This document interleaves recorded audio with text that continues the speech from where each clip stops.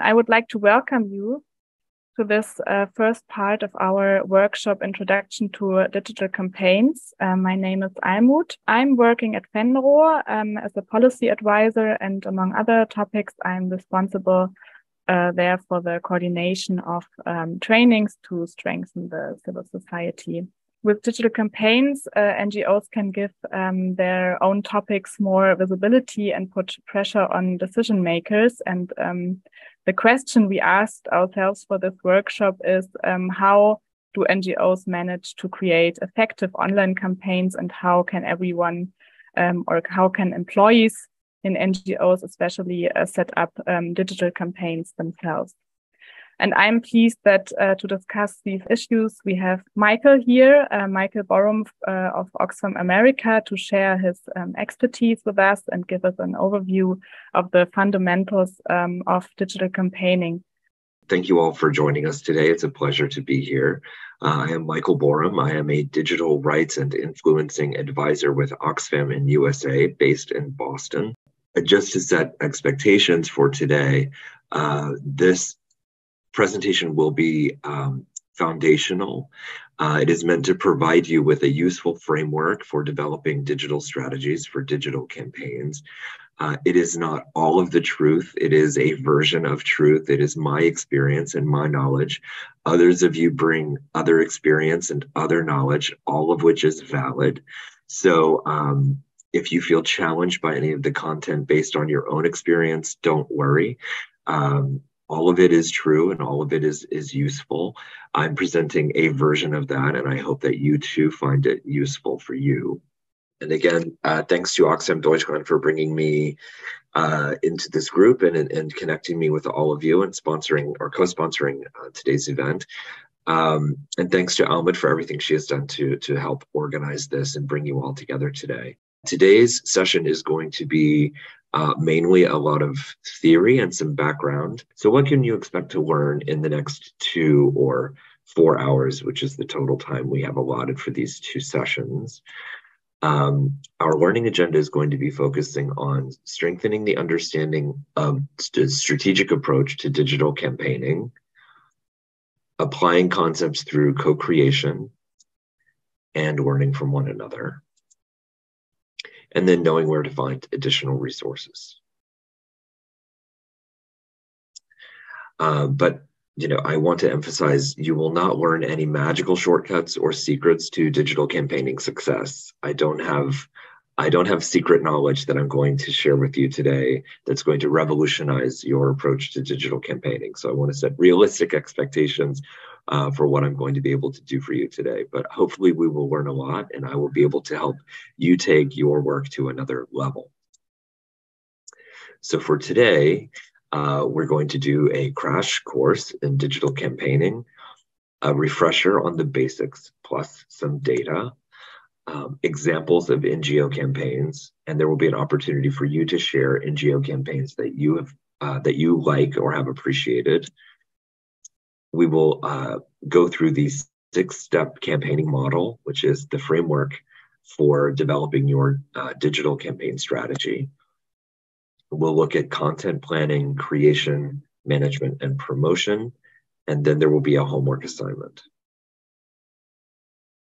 The second day, which will be 2 weeks from today, will be your group presentations, where you will be applying what you learned, experimenting with ideas, and sharing your insights.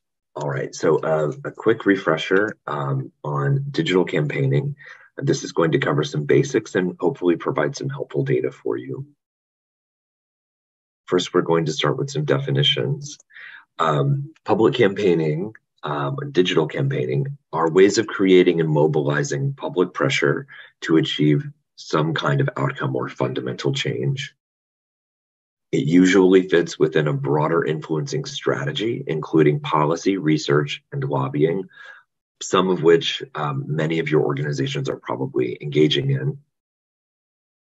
And nearly all campaigns have a digital component today, and very few campaigns are purely digital. Many of them have some component that involves offline activity. And digital strategy uses digital tools and platforms, of course. And digital is not always social. So we're not strictly talking about social media, although when we talk about online influencing, we do often think about social media. So our digital world, as many of you probably know today, is full of a lot of noise. It's full of disinformation, misinformation, a lot of competition for our attention, some of which is just pure nonsense and some of which is very valuable and useful information. And so it's really challenging landscape today. Our challenge is how to cut through that noise to have our messages be heard by the right audiences. So currently, if we're looking at the state of digital in 2023, it's more complex than ever. It's still growing and changing. It's no longer people sitting in front of a laptop or a desktop computer, logging onto the internet and then surfing the web. Obviously, we have gone far beyond that so that we're looking at digital devices of all kinds that have access to the internet and where people are increasingly engaging online in more and more niche ways that are specific to a community or a small subset of communities. So it's no longer everyone having a similar online experience. There's quite a lot of segmenting as well that's been happening. Here are some statistics for you to see. We currently have almost 5.5 billion mobile phone users in the world, which is a 3.2% increase from last year. We have 5.16 billion internet users, which is a 1.9% increase. And the breakdown of the online population is roughly 61.6 identifying as female and 67.2 identifying as male. And overall, about 64.4% of the global population has access to the internet. 4.76 billion people are actively using social media, which is a 3% increase from last year. And the average time spent online is 6.5 hours a day. Now, obviously, that's going to vary based on population. One might reasonably imagine that people living in high income or advanced countries are the ones who are spending the most time online. 92% of the world is accessing the internet via mobile devices, at least part of the day. And 65% are accessing via computers and tablets. Most of the online population, as you can imagine, is urban. That's roughly 78%. And then 45 to 46% are in rural environments. All of this information is available through an annual report provided by We Are Social. They provided an annual digital report, which you'll be seeing more of in this presentation, which is provides a lot of really rich, detailed information about who is using the internet and how they're using it. So where is everyone coming from? This is a breakdown, a geographic breakdown of where people are coming from online. As you can see, a significant part of the online population is coming from Eastern Asia, but also from different regions of Africa and Latin America. By far, I would say that what we often refer to as the global South makes up a significant percentage of the people using the internet. And where is everyone not coming from? So this slide sort of illustrates the divide between who is connected and who is not connected. And as we can see, this encompasses quite a number of low and middle income countries in the world, which is where many of us are actively campaigning and developing our programming. And this breaks down the percentage of unconnected populations based on those same geographic regions. So what are people doing online? This breaks down what these researchers have determined how most people are spending their time online, which is relevant to us as campaigners because we want to go where people are actively engaging. And most people are finding information or staying in touch with friends and family, keeping up to date with news and events, watching videos, TV shows, or movies. And then, as you can see, it sort of narrows from there. But depending upon the audience that you're seeking to reach and the nature of your campaign, it's important to think about the population, how the population online is spending their time. Where are they spending their time? These are the platforms that tend to be the most popular. Of course, Facebook remains the global leader in terms of the platform that most people in the world have access to and use regularly. But YouTube, WhatsApp, and Instagram are close behind that. And it's probably not surprising to you that these are very popular platforms throughout the world. WeChat, of course, is mainly in China. And then, of course, TikTok, which is quickly growing and developing a quite large audience, particularly in industrial countries in the global north. But again, it's really important when you're developing your audience profile to think about where they are online and how they're using the internet and which platforms and tools they prefer to use.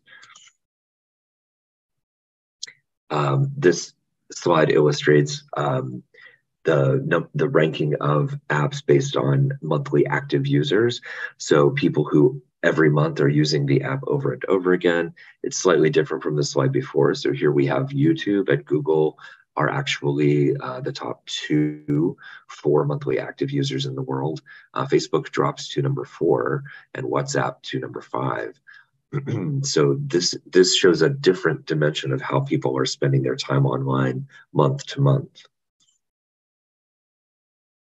For favorite social media platform, this is an opinion-driven data set. Most people claim that WhatsApp is their favorite social media platform, which if you live or work in the global south, that's probably not a surprise. WhatsApp is extremely popular in countries with low levels of connectivity. It's a very common way for friends and family groups to stay in contact with one another. And even at Oxfam, we have used WhatsApp to develop networks of rural farmers so that they could remain in touch with one another. But again, Instagram, Facebook, TikTok in the top 5, WeChat and Douyin, which again are mostly in the East Asian context, of course, very popular, but highly specific to a particular geographic area.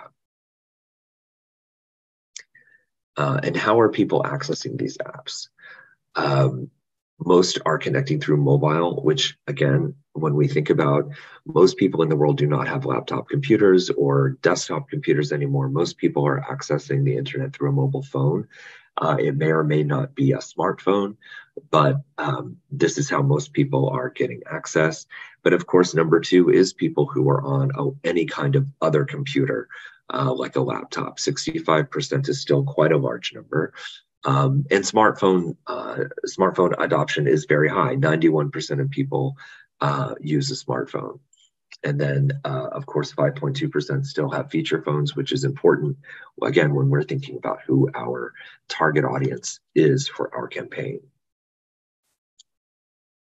So how much time are people spending on online or with specific applications? This slide shows that you have quite a lot of people spending time on YouTube every month.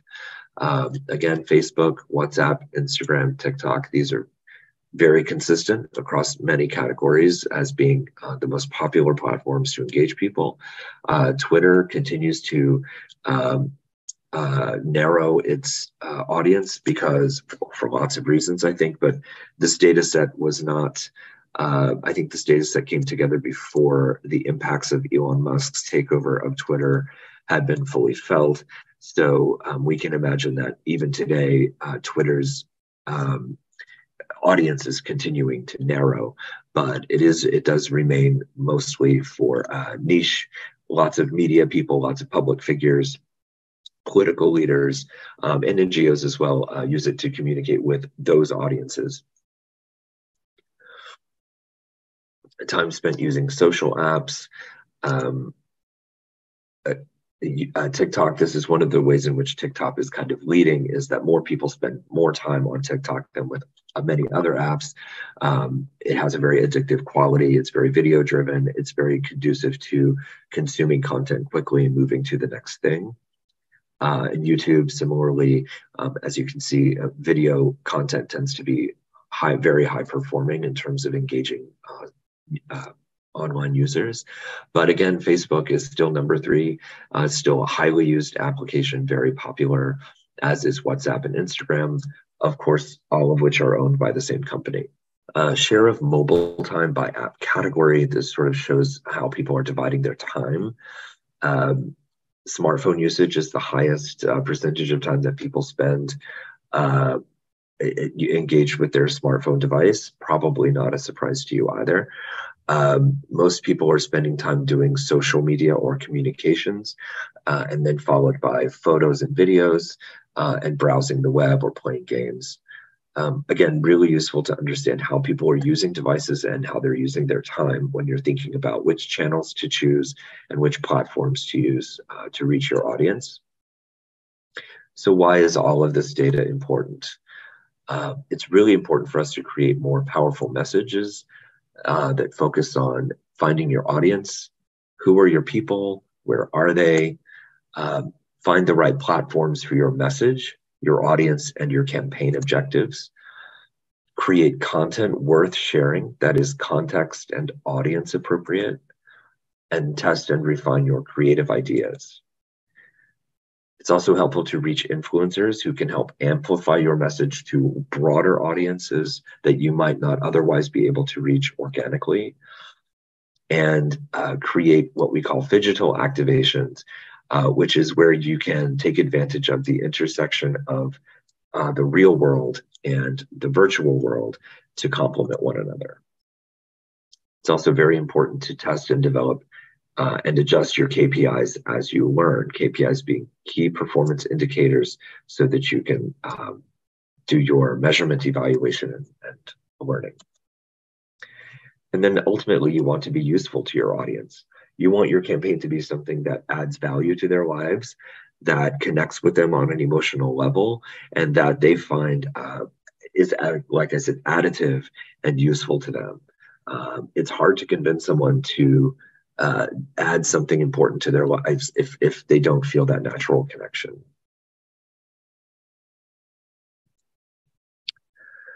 So 6 simple questions to help you build your digital campaign strategy. Why are we doing this? For that, you will need goals and ideally a theory of change. Who are we targeting? You'll need to have an audience profile and your campaign targets. What are we saying? And for that, you will need to develop key messages. Where are we going to say it? And you will need channels, activities, and materials. When will we say it? You'll need a campaign timeline. And how will we measure it? And for that, you will need your KPIs, your metrics, and other resources. And this is the foundation of our 6-step campaigning model. Thank you for that as well. We already recognize that our donators are not using social media channels so much. So what do you think? Is it good to improve there and to look for followers? Because this is the thing in these social channels, that you need this followers, this huge amount of followers, that it really have an effect on for your organization, no? I don't think that if you don't understand your audience to currently be highly engaged on social media, then I think you would need to question whether social media is where you need to be. If you're again, my philosophy is that you go where your supporters are. So find out where they are spending their time and invest in engaging with them there. Don't try to create engagement where there isn't any. On the other hand, it might be worth doing some research to see if you could potentially have supporters who are on social media but don't know about you yet, who aren't aware of your organization. So there might be an opportunity for you to design a recruitment campaign that targets people on social media which you can do with a fairly modest budget. If you are willing to purchase advertising on Facebook and Instagram, for example, they can be very efficient ways to grow your audience, and they provide a lot of tools to help you do that.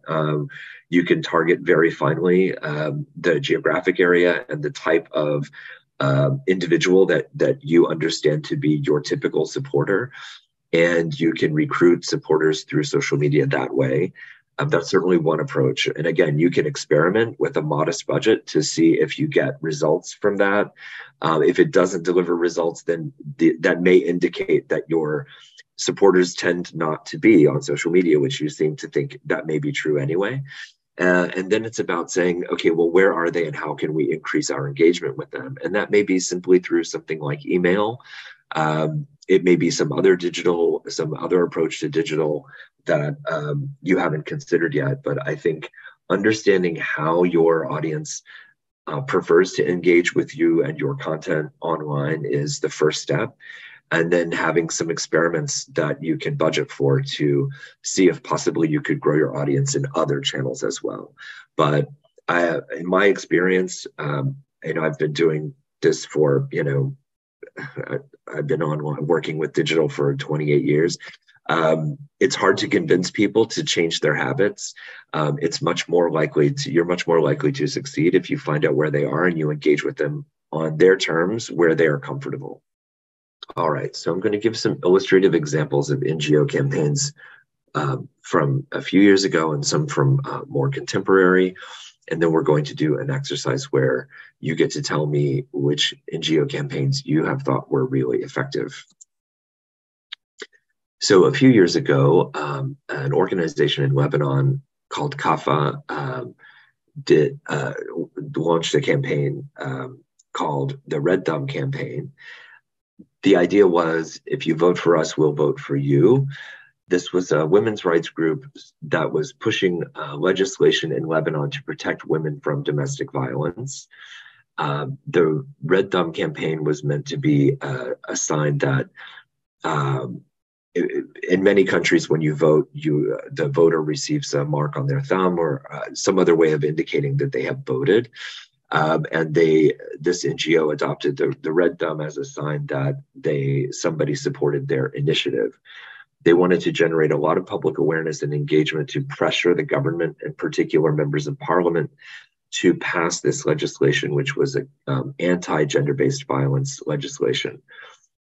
The results were that they had 20,000 people, and this is in 2014. So for that time, this was significant.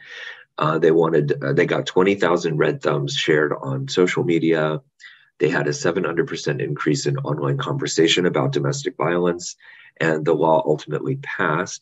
The campaign garnered about $1.7 million US in free media. And the idea was basically, they were telling their parliamentarians, if you vote for this legislation, we will reward you by voting for you in the next election. So it was kind of a quid pro quo setup, but it generated quite a lot of discussion in Lebanese media and a lot of online action. And the legislation did eventually pass. The next one is one campaign, a global campaign called Girls Count. A part of it was intended to support the Global Partnership for Education. And the idea was that capitalizing on the popularity of supporter-generated video on platforms like Facebook, YouTube, Instagram, and TikTok, that they asked participants to film themselves celebrating the importance of girls' education and the crisis of 130 million girls in the world who are currently out of school. They really wanted to generate awareness and also apply pressure on donor governments to replenish the Global Partnership for Education Fund. They had 30,000 participants and 750,000 signatures on a petition. And the videos were ultimately collected and played for 12 continuous hours at the summit meeting in Senegal. And some governments did increase their financial commitment, bringing them closer to their goal, but they did not reach their full goal. But their sort of outgoing communication following the campaign was that this was significant progress. And I think that's an important point, that victory doesn't always mean that you achieve everything that you wanted, but victory can also mean getting you closer to your goal and increasing awareness and activism around your campaign. This is an Oxfam campaign in Asia from 2017. The concept is that for those of you who are familiar with the concept of unpaid care work, which many of you might be, many people in the world, primarily women and girls, engage in labor that supports the broader economy by usually supporting working men. But this labor is uncompensated, and there is no social protection or additional social protection to support those who are engaging in this care work. And so the purpose of this campaign was to increase awareness of this dynamic and to help people to think more about the value of the labor by prompting them to think about the value of their own labor. And so the hashtag was Payday Friday. And there was a cafe in Jakarta where Oxfam set up a sort of stunt. So people would come in, it was on a Friday when they had been paid and they were very, had lots of cash on hand. And they would come in and they would buy a coffee or whatever, tea or something, and they would pay their money. And then the money they would get as change was not real money. And so it was meant for them to stop and think about, like, hey, I worked hard for that money. Like, why are you giving me this money? And saying that, like, oh, well, thank you. I appreciate your hard work. They expect to get their money back. So it was meant to sort of prompt people to think about the importance of unpaid care work.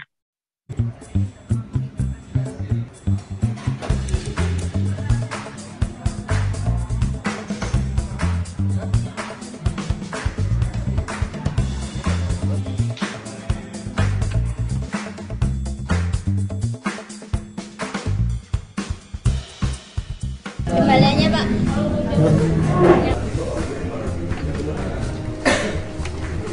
Oke, bingung. Nah. Ini Mas ya? Apa nih? Itu kan sama dengan duit. Ini nominalnya kan sama dengan duit, tapi ini nominalnya 0,00000 kan, Mas? Oke. Boleh saya bertanya? Silahkan. Oke. Seorang ibu itu pekerjaannya di rumah tangga itu apa aja?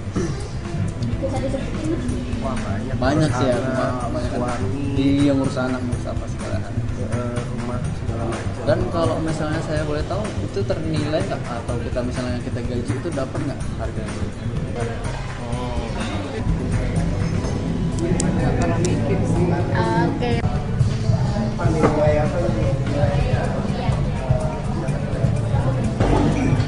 Nggak senilai.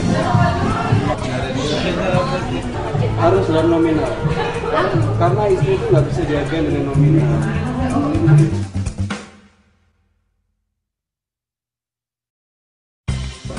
Kalau dibandingkan dalam pekerjaan dijumlahkan dengan nominal uang, itu sampai dengan 10 triliun dolar per 1 tahun.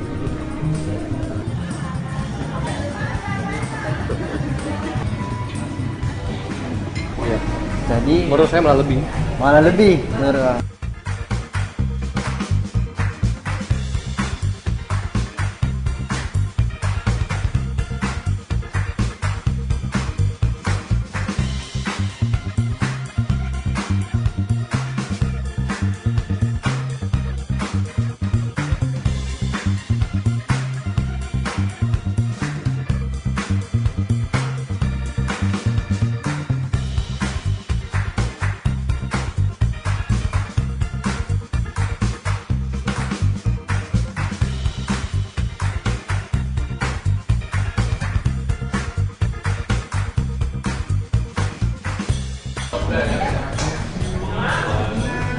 Oke Mas, ini kembali. I have a question for you all in just a moment, but that was the video that was shared. And again, that was very 2017. We wouldn't we've learned a lot about doing video for campaigns that I think would have better visual results anyway. But that campaign was actually very successful. They had over 45 media features on TV, print, online news outlets across South and Southeast Asia, as well as in many industrialized countries and on BBC News and World Economic Forum blog. It was viewed over 500,000 times. It engaged 780,000 Facebook users in Asia, 7,000 new followers across many participating Facebook pages. They had very high engagement on Twitter and an increase in their new followers as a result of this video and the other media that they posted. And it was shared by over 2,700 different users, which was double their target, which was only 1,000. So, and this was an interesting way of connecting both online and offline activity by having the stunt take place in the cafe that they filmed and then used that film to promote the campaign online. But they had developed also other materials for the purpose of engaging people on social media around the topic of unpaid care work. I have a question. I'm curious to know, does anyone have any thoughts on what they think was not good about the video? I think the video was a little bit too dark. Like it's well done, and the sense was really smart. And they were talking like in or I would say with financial terms, so that the people could really understand the sense. But I found it generally too dark. Like it was, there's no light exposure or not enough. And the language spoken, like you couldn't really understand what they're talking about. Could you read the subtitles? I didn't really thinking of that. I wasn't really thinking of the subtitles. I was reading them probably, but they weren't that obvious. Okay, interesting. Any other thoughts on the video? Because we always talk about snackable and short content, and I thought maybe it's too long. I agree. It was a bit too long. I think the editing could have been tighter so that the video was, as you say, more snackable. I also think that the lighting, that's a very good point. The production values were a little low. I think for the context, that was probably okay. But my biggest critique of this video is that after the main action was over and you were no longer seeing people engaging on the screen, it was just a lot of text. It was white text on a black background, and that's not engaging. Also, each bit of text that you saw in the last portion of the video was one complicated request after another. It was Oxfam sort of asking the audience to do this and then do this and then do this, and in these very complicated ways that may not really make sense to the average person. It required a lot for people to understand what the request was and how they could make a difference. And that's been a critique of my critique of Oxfam's campaign videos for years. And I think we've finally broken that habit. But we had a habit of, while we have your attention, let me tell you about all of these other things, which I think tends to be boring and also can be very confusing. So it's important to have a very tightly focused message on what you want people to do. And then if you want to take them on a journey where they might learn more, you can do that after they take the action that you want them to take. You don't ask everything all at once because you will tend to lose people. So the first question in our 6-step campaigning model is why. So why are you campaigning? Even at Oxfam, I've often found myself asking that question when our campaigners have decided they're going to launch a campaign. I'm like, have you even asked why we're doing this? Sometimes it's a compulsive activity. So it's really important to ask yourself these questions. Why is public mobilization necessary to achieve the change that you want to see, it's important to be very clear on what you want to change, why you want to change it, why you are choosing this moment, what added value your organization's voice brings to the debate or discussion or conversation. And understanding power is key, and people power is essential. So as with many things, we have to do a power analysis and understand who holds the power and how do we need or do we want to shift the power and who can help make that happen. And obviously people are always an essential ingredient to that. It's important to be courageous and bold and to define what victory looks like for you and your organization. There are always multiple paths to victory, or what we would define as victory. This little diagram provides some idea of what we might have to our pathways to change or pathways to impact. So maybe you've done your research, perhaps you've chosen to engage in lobbying or public media, popular mobilization. You've motivated an audience to take an action, and you've influenced your target through that method or through lobbying or both. You've agreed on a goal, and then you ultimately have the impact. So this is a helpful diagram for thinking about how you organize your resources and what choices you might make. Choose the paths that are the ripest and most ready to move, have clear milestones that build momentum, have the fewest complications and assumptions, and that you're actually suited to take on because they're the right fit for your organization. Set public campaigning goals. What should be the results of your mobilization? Demonstrate public concern to put pressure on decision makers to address an issue, create awareness or improve knowledge on a particular topic or issue, address a prevailing negative perception or belief, achieve a specific behavior change, or build a list of supporters for future campaigning. These are all legitimate reasons to engage in a campaign. And of course, fundraising, we can't forget that. The next step is who.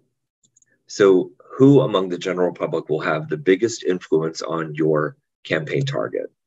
This is your public audience. Who can make the desired change happen? This is your influencing target. And who might be able to help? These are your allies. So there are two primary challenges for influencing people. You want to attract the attention of your audience, and you want to make sure their actions impress your target. There are two types of audiences. There are people who are impacted. They take action for themselves, their family, their community, or their country. And then there are the non-impacted people who support actions on behalf of impacted people. And so an example of this would be if you're campaigning in Germany, targeting a primarily German audience on behalf of people living in another country that they may care deeply about because of the particular issue. The impacted people would be the people living in that other country. And of course, you may also have messages for them to mobilize them in different ways based on the power that they bring to the equation versus the power that the people living in a country like Germany may bring. Who among the general public will have the biggest influence on your target?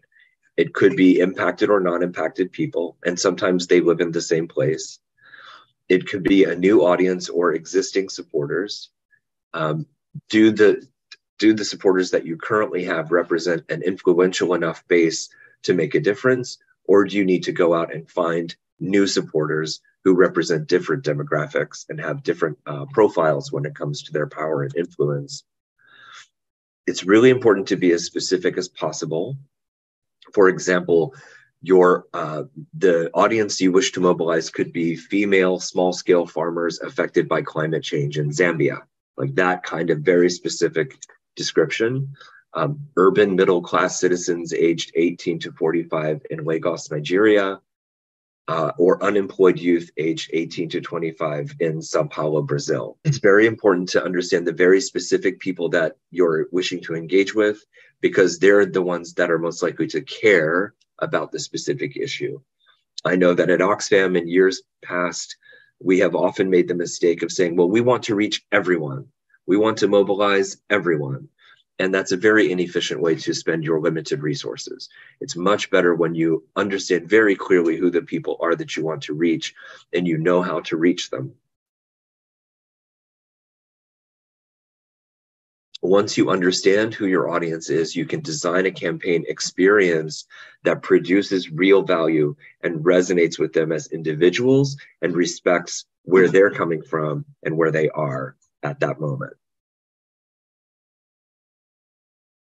Understanding your audience is important. Of course, you can do this by conducting audience research to answer very simple questions like, what issues do they care about? What do they know about your campaign topic? What do they know about your campaign target? Which channels, either online or offline, do they use? And as we've seen in some contexts, not everybody is online, or the ways in which they spend their time online don't intersect with things like activism. So you may need to be thinking carefully about that.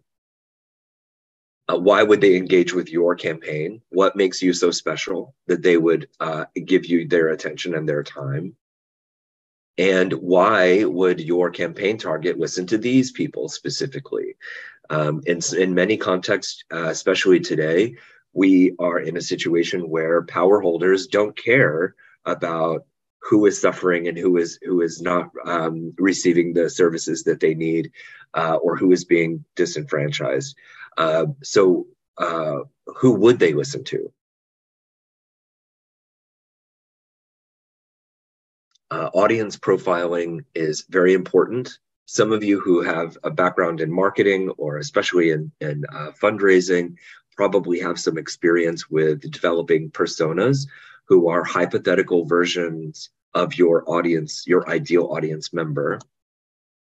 For example, you want to be specific about this. You might say, oh, well, the typical person is a man who's 37 years old, has a certain level of education and is employed, is interested in government and political views or political news, watches TV and radio, and uses Facebook regularly, likes football, and goes to church or to temple on a regular basis. Believes the government doesn't really care about him and wants more say in how government money is spent. So the more specific you can be in developing these hypothetical profiles, the more effective you can be at finding people like that to target for your campaign. Cannot afford proper health care is another attribute of that particular person. So you want to define emotional triggers. That's developing relatable messages that identify the emotional triggers linked to the problem. In marketing, this is often referred to as psychological demographics or psychographics. It's about, what motivates someone to care about something, and what is the emotional thing that gets there, that motivates them to take a particular action. For example, the problem of medicine shortages, especially to people who are not currently sick or needing medicine, could be to trigger emotions about saving lives, avoiding suffering, or imagining that it could be them or their family. Emotional triggers can include things like fear or worry.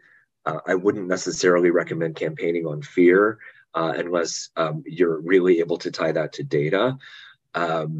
But other things like loss, insecurity or risk, opportunity, aspiration, possibility, those more positive things that can be emotional triggers as well, can be very effective.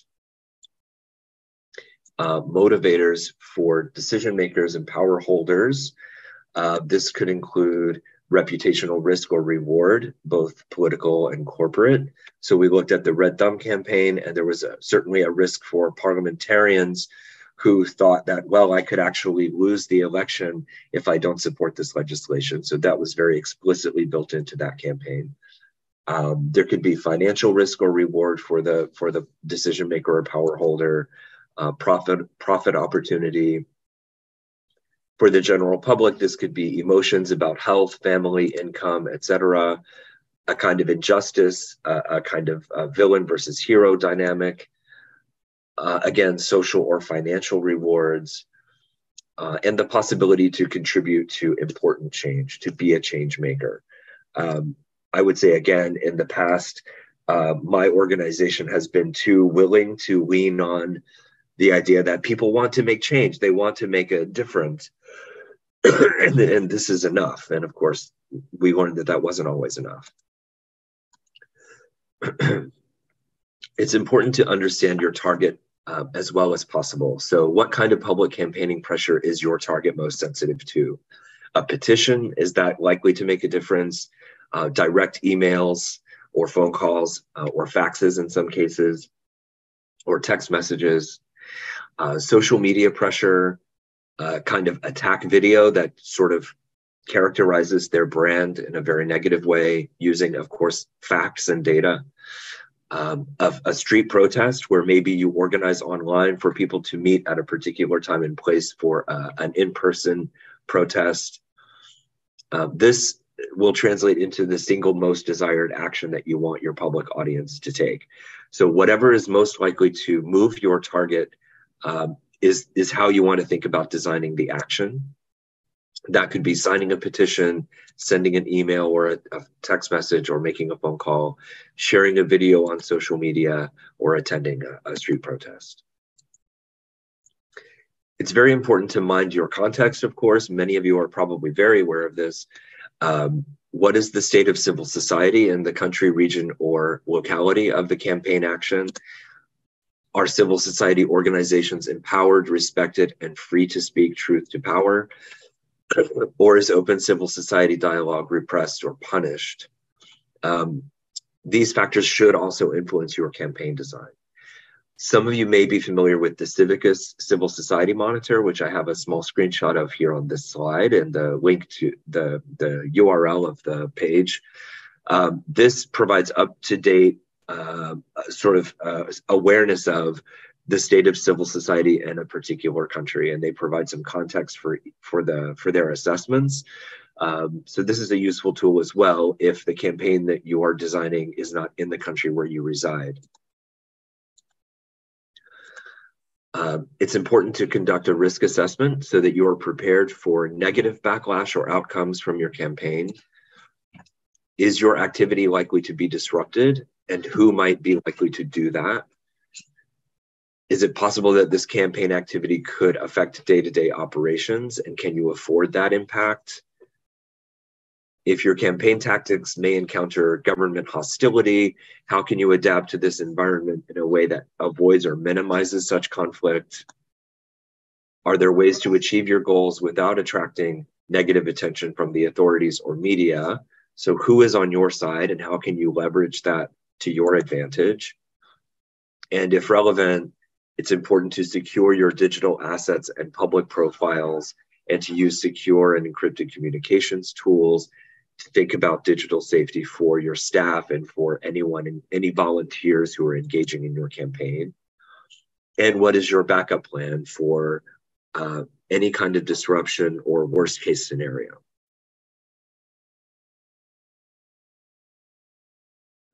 What are the levels of digital penetration and engagement in the country and region where the action will take place? We talked about this earlier on in the presentation, where it's helpful to know how does digital manifest in the particular context, who's using it, how are they using it, when and where are they coming from is important. Is your target audience actually online? If so, how are they using the internet, and what methods of access are they using most? How do they spend their time? Can your campaign fit with their lifestyle? How can your campaign be useful to them? What are you going to communicate to your audience to motivate them to act? The secret to campaigning success is great storytelling. And this has been generally true for as long as we've had digital campaigns, or even public campaigns on television and radio. The secret to storytelling success is a clear key message. So is your key message more likely to be something like this?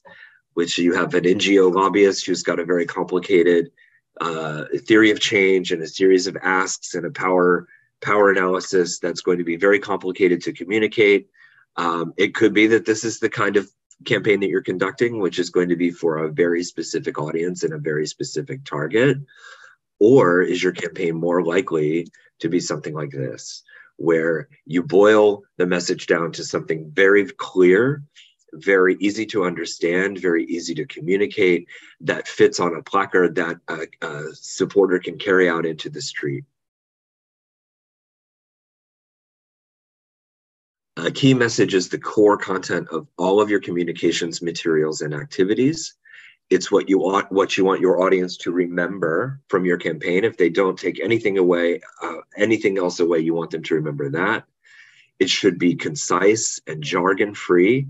So don't use complicated language. In the video that I showed, the Oxfam campaign in Asia, I mentioned there was a lot of text and a lot of complex language that asked the audience to do too many things.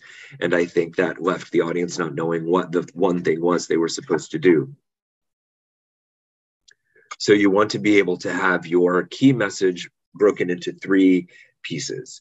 The long form, which could be 3 short paragraphs, a shorter form, which is 1 paragraph, and then the shortest, which is 1 sentence, and which should be as few words as possible. And this is really the essence of effective marketing, right? And that's what public campaigning is. It's marketing. And again, when I first started at Oxfam in 2007, I had not worked for an NGO before. And so I came from a more commercial marketing background. And I looked at what Oxfam was calling campaigns. And I said, well, this is just marketing, right? And they said, no, we don't do marketing. This is campaigning. And I and others, of course, had to help the organization to develop this idea that what we are doing is marketing. It's all the same thing. It's just for different purposes. So the importance of condensing your message down to its purest essence to be most effective is absolutely critical.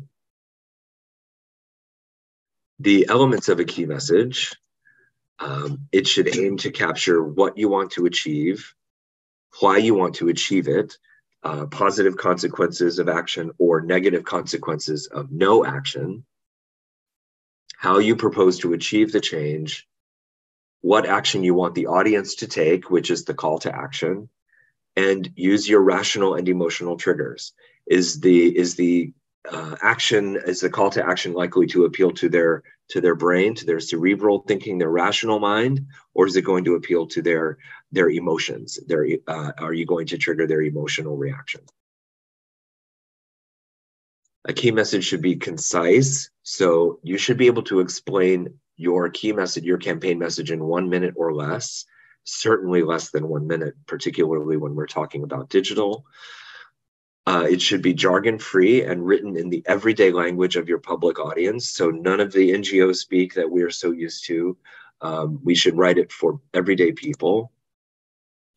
It should be an engaging story that your audience can relate to. It should present credible solutions that are actionable. So action-oriented, something that seems realistic. Backed up by killer facts. So use data, use facts where you can to help people understand that you're serious and that this is real. Of course, today we're also fighting against misinformation and disinformation from our adversaries who are seeking to undermine our actions and convince people of other things that aren't true. So they sort of muddy the waters, and we have to be careful about that, of course. And to present a positive vision. People want positive change. They don't want people simply yelling at each other. They want a hopeful vision for the future. So an example would be of a key message. The context was Palestine, and we were talking about medicine shortages. So for 1 paragraph, we said 30% of medicine is not available in most public hospitals and clinics, causing unnecessary suffering. Let's put an end to medicine shortages in Palestine. Sign our Money for Medicine petition now. If you narrow that down, or distill that down to a sentence, you might say, let's put an end to medicine shortages in Palestine. And the link, of course, is just to the petition. And then you boil that down to a hashtag, money for medicine. And I spelled medicine wrong in that hashtag, and I apologize for that.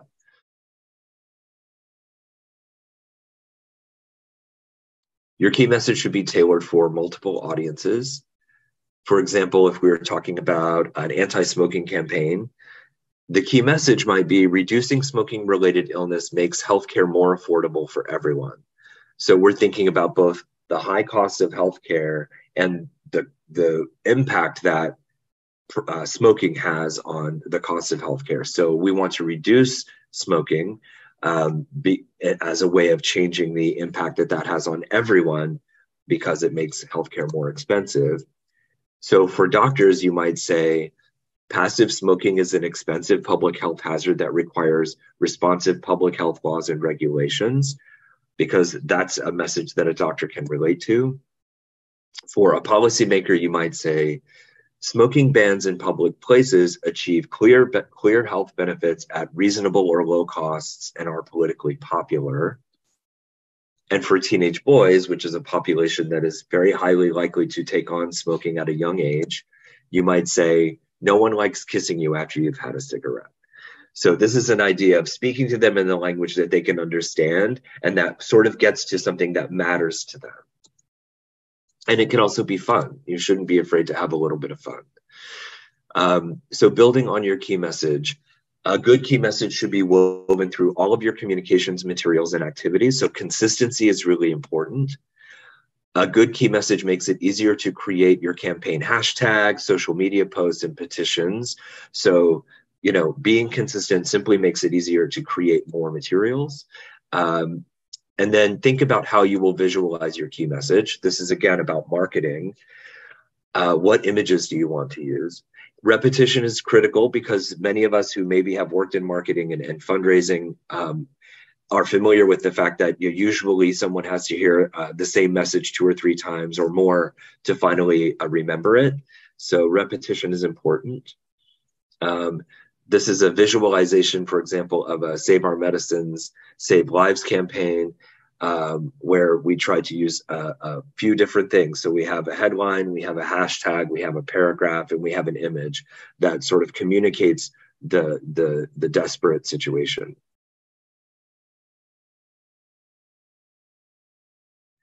These are other examples that Oxfam has used on our global campaign website, where we're using imagery and words to sort of generate interest in different campaigns. Our next step is where. So what channels, activities, and materials are you going to be using in your campaign? Where will you reach your audience? Activities, communications channels are where will you reach your audience? Activities and materials are where will your content go? For your channels, where will you reach your audience? Are they online? Do they use email? Is it social media? Is it websites or blogs, podcasts, Spotify, QR codes? There are lots of different devices that we can use to engage people and make it easy for them to connect with our campaign and to take action. And there may be some other digital channel that has emerged or that is unique to a specific context. Again, context is everything. Whatever works in Germany may not work in Sri Lanka. So we need to always be aware of that. Offline channels are also important because people don't live their lives entirely online as much as we might think that they do, especially if you have children or teenagers. You may think that's the only thing they do. But obviously we live our lives in lots of different places: university campuses, places of worship, markets or shopping malls, sports clubs, community gatherings, town squares, metro stations. Even outdoor ads or broadcast media such as radio and TV can be effective ways of reaching your audience and taking them from that offline environment to an online environment.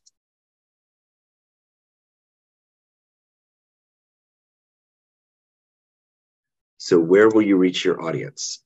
If your audience is small on the channels you control, that would be the media that you own. Use influencers and opinion leaders to amplify your message. That's earned media, so you don't pay for that, but it may be a relationship that you have.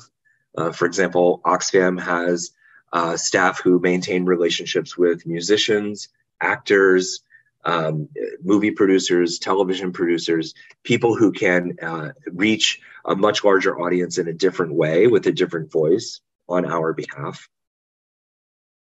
Consider social media advertising. This is paid media.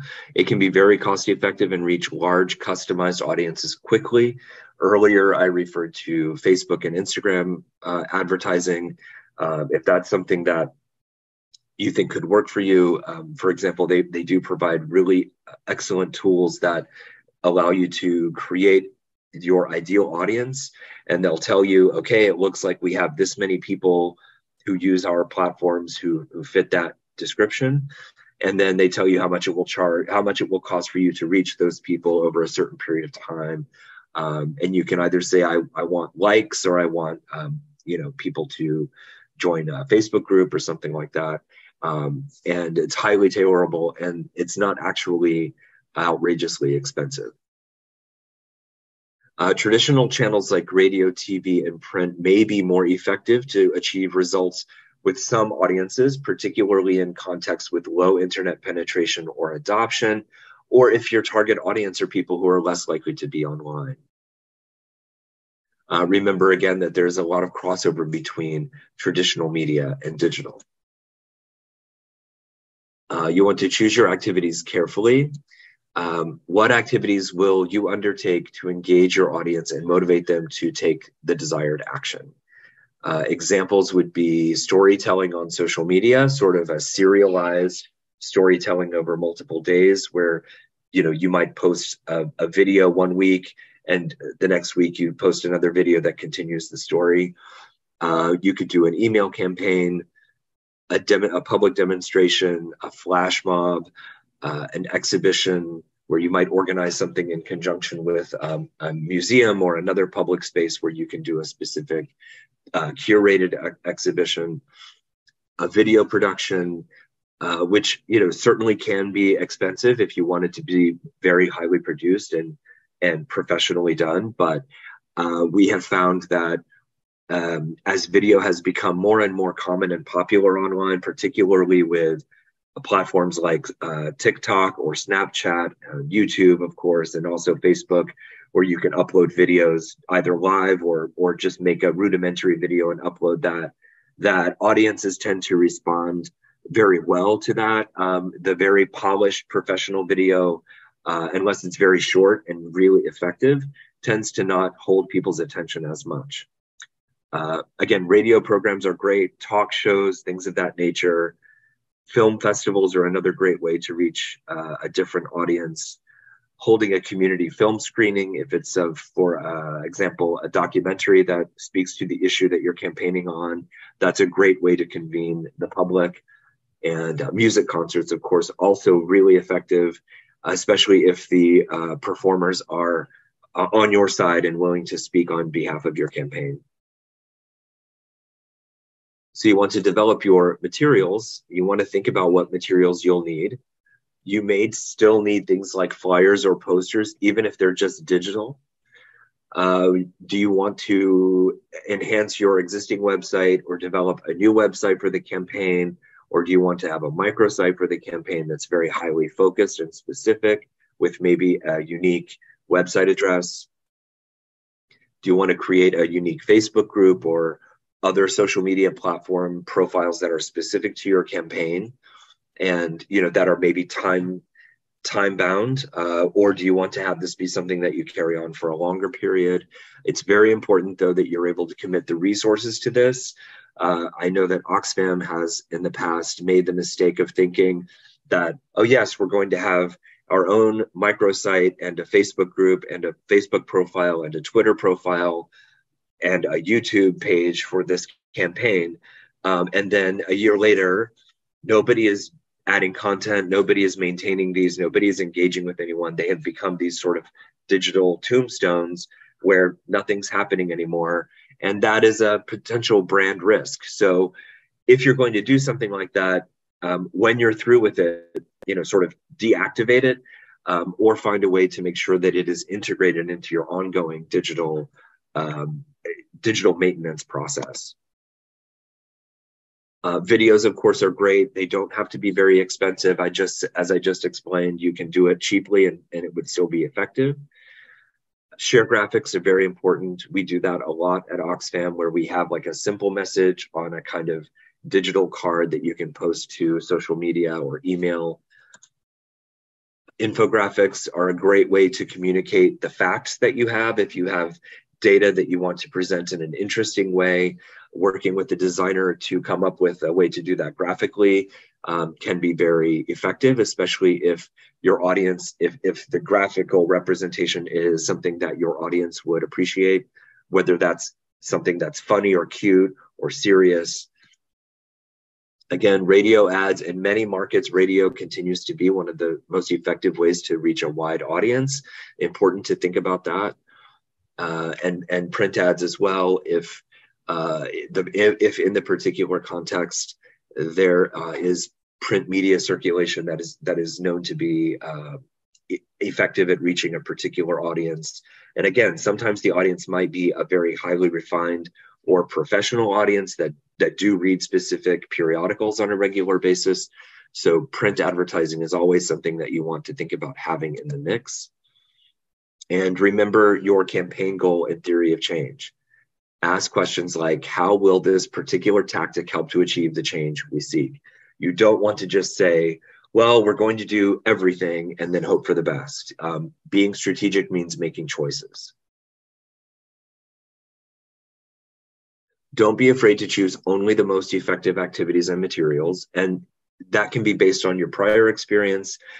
You can experiment with something, and then if the experiment doesn't seem to be working, you can stop and shift those resources to something else. You're not obligated to do everything, and doing everything is not a strategy. So make informed choices.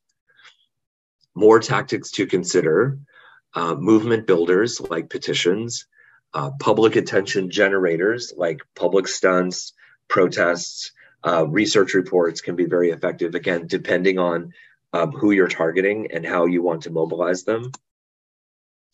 Public attention demonstrators like polls or earned media. Again, if your message is reaching, if maybe it's going a little bit viral, you might get some uptake from other media who are talking about it, and you didn't have to pay for that. That's always a bonus. Confrontations can be effective. Again, you really need to do the assessment of, the security assessment and the risk assessment to determine whether confrontation is going to be helpful. But sometimes showing up on the doorstep of your campaign target can be very effective. So your supporters' journey, where are we going? Joining a campaign is like embarking on a journey. You have offered to take your audience on a quest to make an important change happen. Where do you want to take them? What do you want them to do? And how will you lead them there? Those of you who are familiar with the hero's journey in narrative form, it's similar to that. If your supporter is the hero of the journey, what does that look like? So there are four main points on the supporter's journey. There's exposure to the message, there's engagement with the message, there is conversion to participating and taking an action, and then there is retention. And I've spelled retention wrong there. I need to learn to proofread a little bit better. Retention is keeping someone a part of your movement over the long term. As we know, retaining supporters delivers greater value over time, both in terms of the activity, the actions that they might be willing to take on your behalf, and also in terms of donations.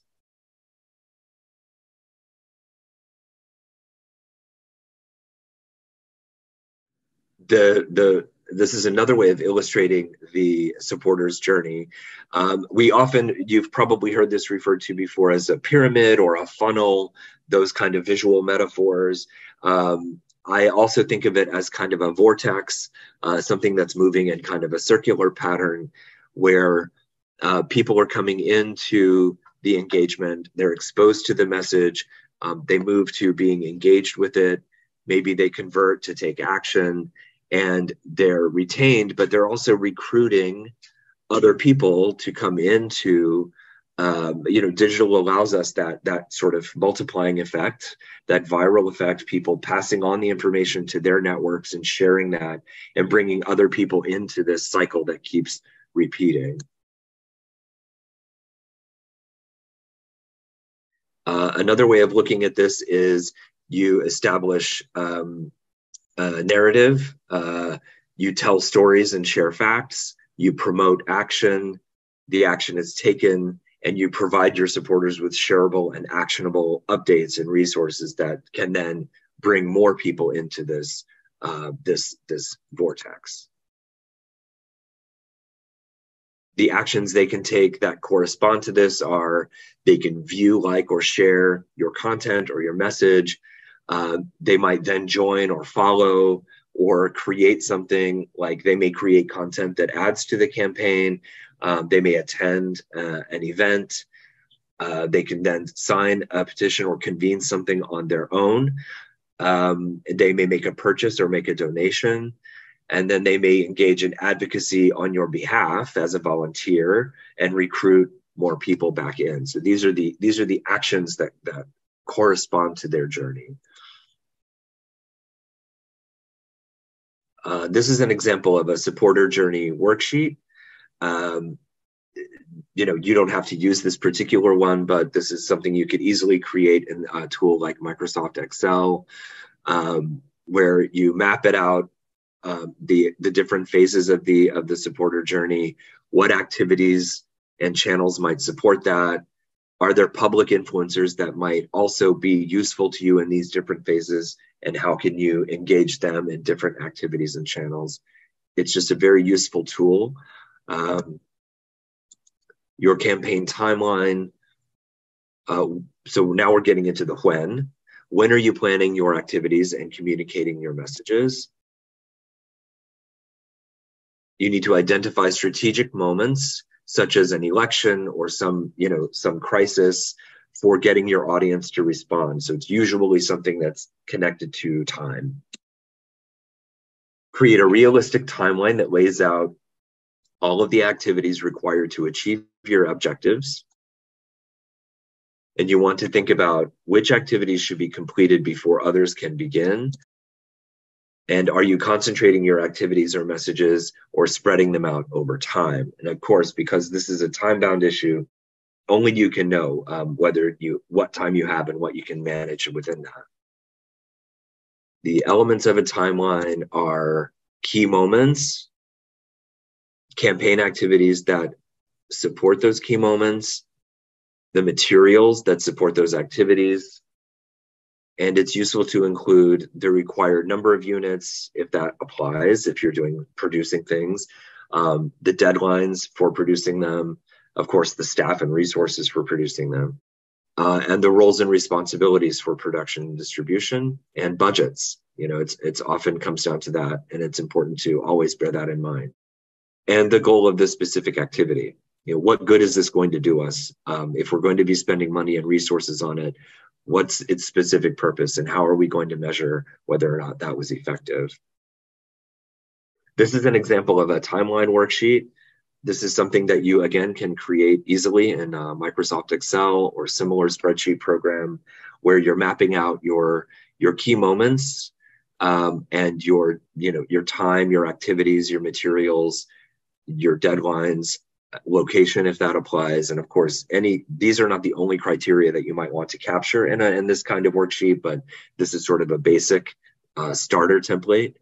And then down at the bottom, of course, you have the budget that you're looking at. So this could also help you to, if you're building a budget, or if you have a specific amount of funding that that you have, you can work backwards from that. And the how is, how will you measure performance? How many and which resources will you need? Money, always critical. Staff, essential and very closely tied to money. Skills. And you should try to answer these questions. What are going to be your key performance indicators? Will it be signatures, likes and shares on social media, earned media, revenue from donations, etc.? What targets will you set?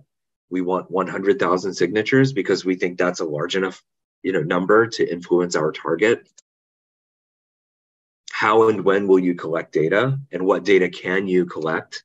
I'm very aware that many of you work in a German context, and in Germany specifically, but also in the EU more widely, there are many rules and regulations around data collection and storage. So you must always be mindful of that.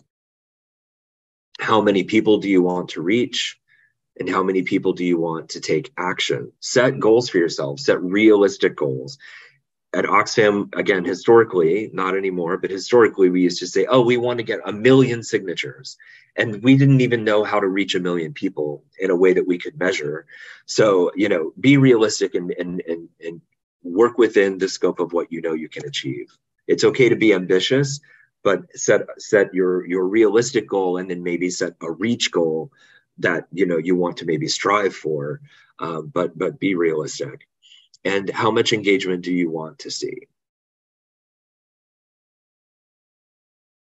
Some helpful resources for performance measurement. Again, you'll be receiving this presentation as a PDF, so you'll be able to access these resources online that I've pulled together for you that I think are very useful for this particular area of work. How will you measure social media? This is according to Hootsuite, but I happen to agree that these are very useful criteria for measuring something like social media performance, if social media is an important part of your campaign design. And how will you measure web performance, which again may vary due to local privacy laws and opt-outs and things of that nature. But there are various ways you can measure performance of a website if your website is the hub of your digital campaign activity. How will you measure email performance?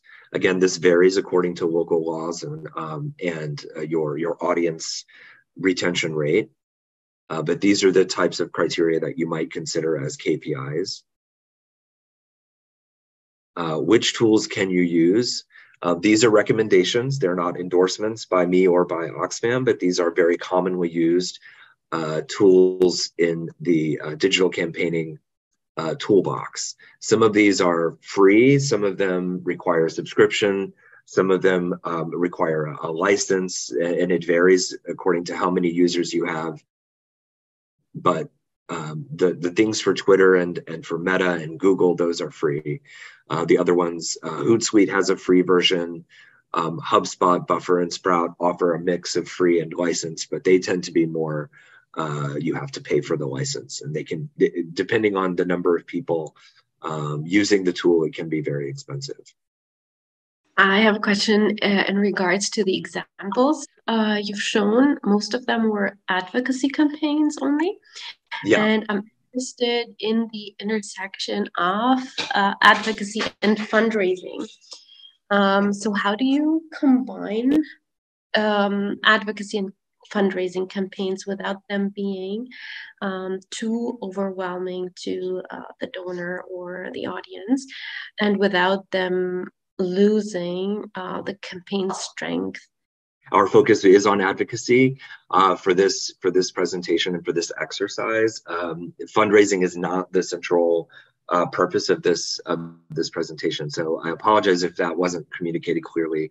But something that I think is important to think about is that historically, a lot of NGOs, and certainly Oxfam, has often separated advocacy campaigns from fundraising campaigns, thinking that they're somehow exclusive from one another, but they don't need to be. I think it's perfectly reasonable to design a hybrid campaign where the goal is both to raise awareness of a particular issue and to raise money. What we have done and what we have experimented with, which again, the success really depends on the issue and the audience, all of those things are intimately tied together. But if you can engage an audience around a particular advocacy issue and get them to take an action, like sign a petition, for example, which you can do online, immediately following that with a request to donate money can be very effective, because you already have their attention, they're already engaged with you. But I would say it's important to be very clear about what you're going to do with that money. The more you can say, we believe that we can make a change in this particular law, but we need this amount of money to help us effect that change, and here's how we want to spend that money. People are more comfortable donating for that because they know where the money is going, and you're being accountable and transparent. I think that's really important because, at least in my country, people tend to think that NGOs only want money and that everything is about raising money. And so there's a bit of a skepticism around our sincerity. And so I think the more transparency and accountability you can build into it, the more likely you are to be able to raise money as part of your advocacy work. But again, I don't think, when Oxfam is doing explicit fundraising campaigns, it's usually focused on a particular advocacy related issue. It's not just giving us money because we want money or because you should care about our mission. It's usually very specific around, helping refugees in Syria, for example, or earthquake relief in Turkey and Syria, which is more recent, of course. Or it could be about supporting unpaid care work for women in lower income countries. These are the kinds of things that we try to tie the fundraising to so that it's not seen as generic. It's seen as very specifically tied to action that we are taking to make very tangible, real change happen. So, I don't know if that in a nutshell really helps you at all, but again, that would be a whole other very interesting, I think, conversation about the intersection of fundraising and advocacy. But we understand now more than ever that our audience, especially our online audience, has very limited attention span and very limited time, in addition to having very limited financial resources. So the more we can do to optimize those two things working together and complementing one another, the more effective we are at respecting our audience's time and their intention, and optimizing the value that they bring to our organization. I'm asking this question after having understood your presentation. It was very nice for me as a beginner. My question is two-pronged. One is sometimes I feel that from the presentation, where do we differentiate between digital marketing and digital campaign? That becomes a very, maybe because we are from a training field and marketing and other things, I'm looking at it that way. So that is one which I would like to really explore, learn, or maybe it will come up in the subsequent section. Attached to that, my limited exposure also makes me to think, suppose if I go for a digital campaign sometime, that becomes a rights issue, or that becomes some advocacy issue, or that becomes some other kind of very sensitive one, which attracts some other legal aspects for the organization. But suppose on the other side, if I get into the digital market, as a social enterprise, as a charity organization, when I get into those things, it becomes like I'm moving out of the charity as a profit making because I'm doing all this digital marketing. So there are lots of legal aspects also into it. So I think that is also something which you may be talking sometimes later, or maybe it will come on somewhere. So these things just come not only as a question, but just as my doubt. Thank you so much. Yeah. Oh, thank you. Thank you. That's very compelling. And again, I think that it is a big change for us as NGO workers, as people who come to this work for different reasons. We don't come to this work because we're marketers, and we don't think of our work as marketing, right? We're change makers. We care about people. We care about change. But especially in our highly digitalized world, change requires effective marketing, because you're changing people's minds. You're capturing their attention and their imagination and their heart, and that requires a marketing technique. I recognize it feels unusual for us to do something like that, but I think that because I worked in an actual commercial marketing environment for many years, I can tell you that I much prefer to sell people on the idea that they should care about hungry people than I'm not selling them sneakers or sports cars. You know, I don't care about selling people something they don't need. I'm happy to sell somebody on the idea that they should care about hungry people or care about women's rights, you know, and girls' education. Like, these are things I'm happy to market all day about, because these are very real things and there's very real facts that I can use to back up my argument. And it's appealing to people to be better, to be a better person, to be a better citizen, to help their fellow human beings. And that's selling that, I can go to sleep at night and feel good about myself. Yes. Okay, so there's a bit more, but I don't think we're going to have a lot of time. I think there are about 12 more slides.